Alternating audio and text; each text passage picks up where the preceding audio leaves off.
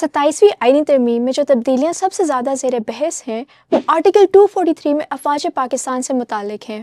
ان میں افواج پاکستان کی کمان میں تبدیلیاں، chairman joint chief of staff committee کے عہدے کا خاتمہ اور چیف آف ڈیفنس فورسز کا عہدہ متعارف کروانے جیسی ترامیم شامل ہیں۔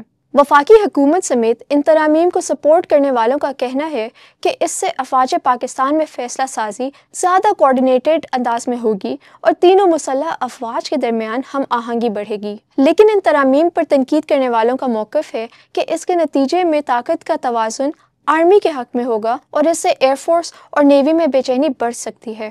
چیف آف ڈیفنس فورسز کا عہدہ کریٹ کرنے کی ضرورت کیوں پڑی؟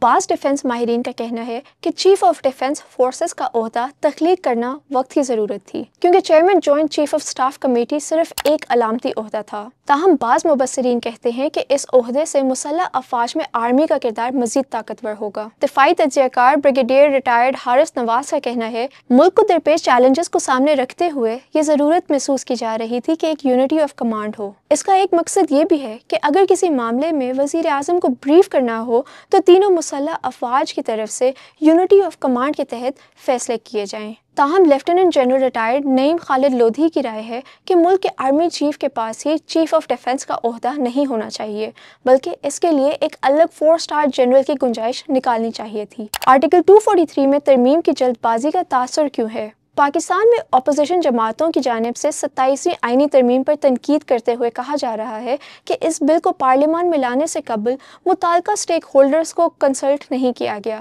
اور یہ کام جلد بازی میں کیا گیا ہے۔ کرنل ریٹائرڈ انعام الرحیم کا کہنا ہے کہ آئین پاکستان کے آرٹیکل 10A میں کسی بھی آئینی ترمیم سے قبل تمام قانونی تقاضے پورے کرنے کی بات کی گئی ہے۔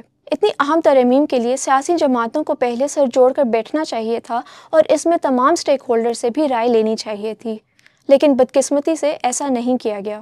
سوالات جو اب بھی جواب طلب ہیں۔ بعض مبصرین یہ بھی سوال اٹھا رہے ہیں کہ شاید ایئر فورس اور نیوی میں ٹرانسفرز اور پوسٹنگز کا اختیار بھی چیف آف ڈیفنس فورسز کے پاس ہوگا۔ تاہم بعض ماہرین اس تاثر کو رد کرتے ہیں۔ آرٹیکل 243 میں ترمیم کے ذریعے چیف آف ڈیفنس فورسز کا عہدہ تو متعارف کرایا گیا ہے، لیکن اس عہدے کو دستیاب اختیارات کی تفصیلات تاحال سامنے نہیں آئی ہیں۔